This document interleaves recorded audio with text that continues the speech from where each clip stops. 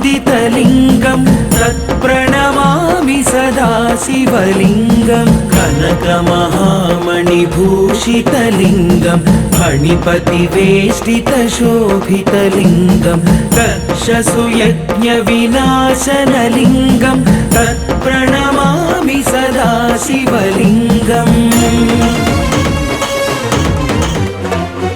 कुङ्कुमचन्दनलेपितलिङ्गं पङ्कजहार सुशोभितलिङ्गम्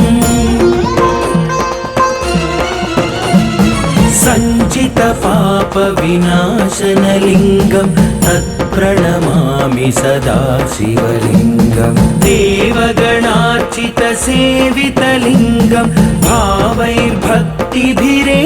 च लिङ्गं दिनकरकोटिप्रभाकरलिङ्गं तत्प्रणमामि सदा शिवलिङ्गम्